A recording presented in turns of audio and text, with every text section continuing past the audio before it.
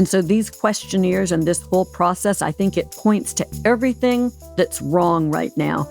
This notion that we should have a government that's loyal to Donald Trump, not to the Constitution and the laws. Hey folks, it's Preet Bharara here.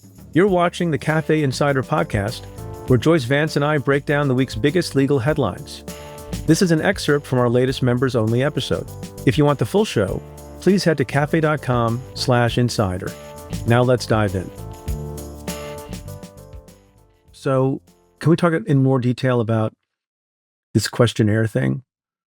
It's kind of astonishing, right? So it's not enough to pardon all the January 6th offenders and or commute their sentences, including people who engaged in documented, videographed violence against police officers and Capitol officers, in spite of the fact that the two most relevant nominees, Kash Patel to FBI director and Pam Bondi to Attorney General, have said themselves that they don't believe that people who engaged in violence against police officers should be let off the hook.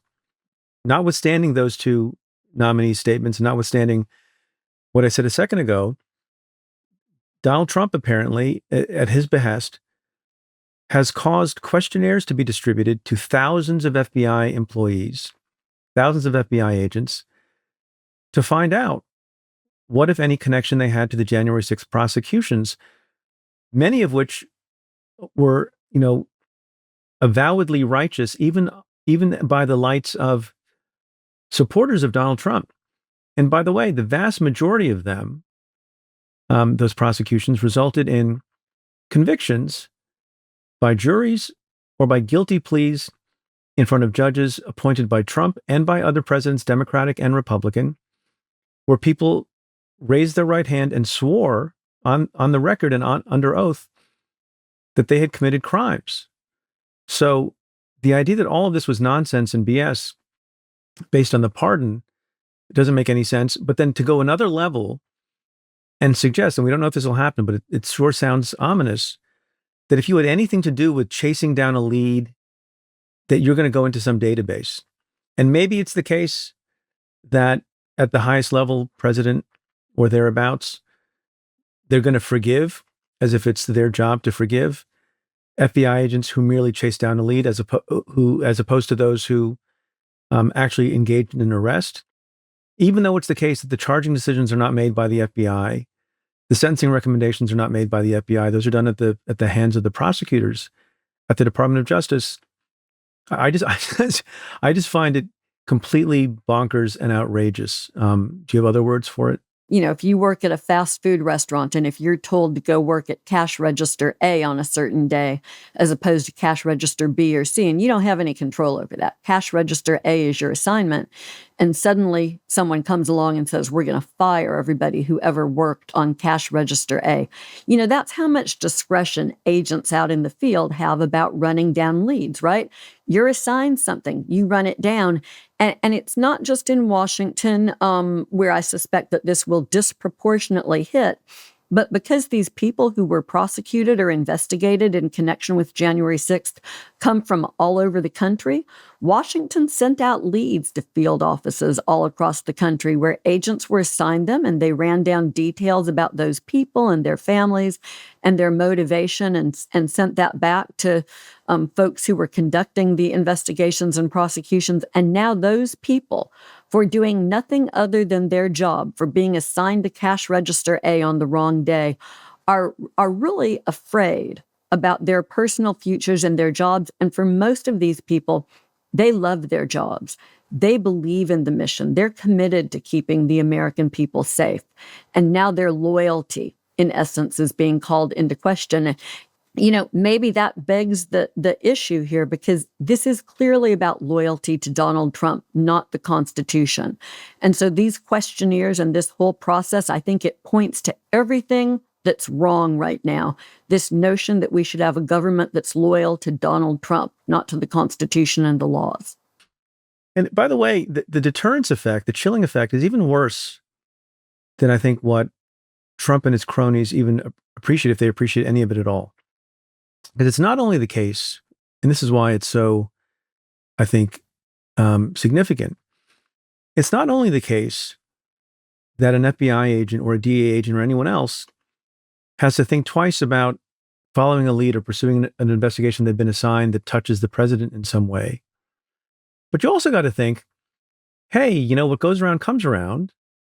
And if I get assigned a lead to pursue a Democratic politician or someone who may someday we discover was in the orbit of the next president, who's a Democrat, maybe they're going to do what Donald Trump did.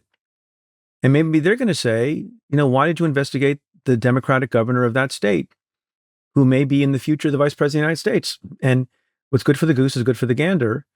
And it sets off a chain of events, and I think a kind of thinking that, should I defy the orders of my supervisors to do this, that, or the other kind of case, because I may one day be at risk of losing my livelihood? I mean, if you're a line agent and you're watching these goings on, how are you supposed to think about every step you take in a future investigation?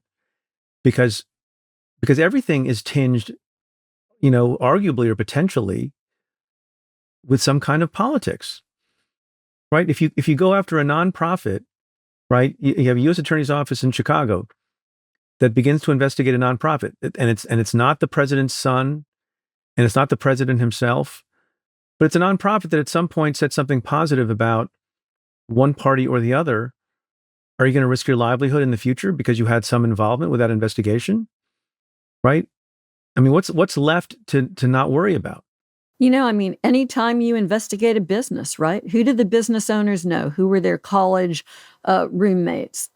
I think that starts to pervade everything. Something that we knew to be true in my old office, and I bet you guys felt the same way, maybe not because you're in New York, but we understood that we were better situated to do public corruption cases than our state counterparts. And I can recall on occasion fielding phone calls from certain state attorney generals and from a lot of district attorneys saying, look, we've got this. And for whatever reason, it's better for you guys to move forward with this case than it is for us, because they were elected officials.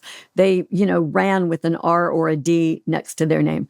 I never had to run for re-election as a sitting U.S. attorney. I was a political appointee, and I was free to leave my politics at the door and to prosecute cases based on the facts and the evidence. And I think what you're saying, Preet, is that in the future, FBI agents won't feel that freedom. They'll constantly have to be second guessing.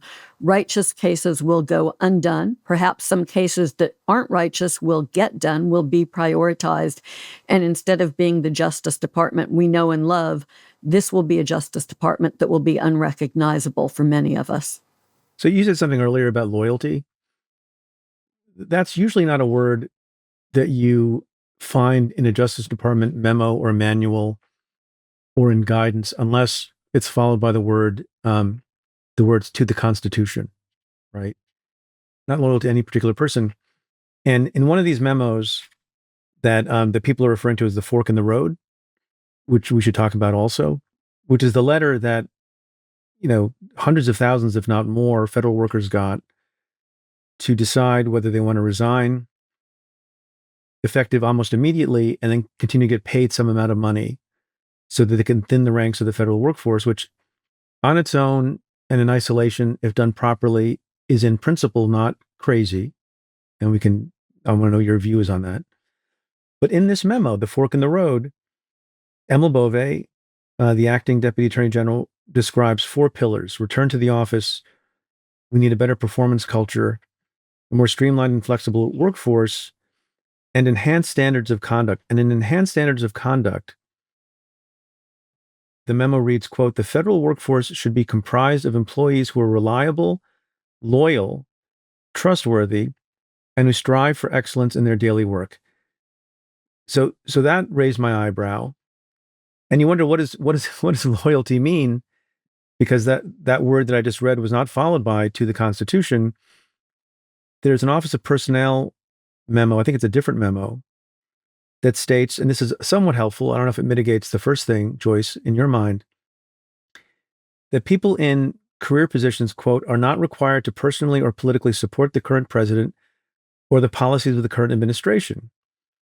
But they are, end quote, but essentially that they're expected to be administratively loyal. Quote, they are required to faithfully implement administration policies to the best of their ability, consistent with their constitutional oath, and the vesting of executive authority solely in the president.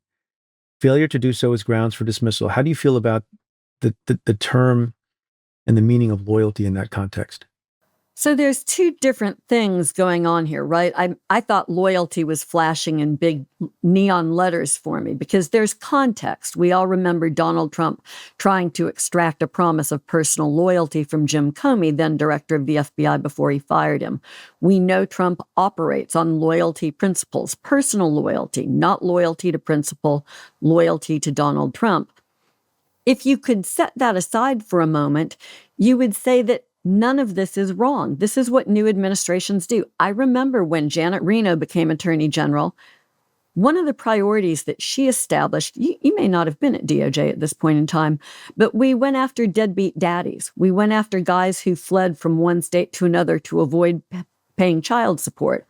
A lot of federal prosecutors thought that was a misplaced priority, that we shouldn't be doing those cases. She had a rationale, which was that it was hard for state folks to go across state lines to chase them down. People still thought we had a more important tier of cases to do. That's great. Whatever your personal views, the Attorney General sets the priorities and you deliver. That's the mission. As long as it's legal, that's the mission. And that, I think, is the breaking point here, right? Is it legal? Are DOJ employees, FBI agents and prosecutors and others being asked to abandon their loyalty to the Constitution and the law and replace it with loyalty to something and someone else? If you want more conversations like this, including full weekly audio episodes of the Insider Podcast, become a member at cafe.com/insider. Your support keeps this show going.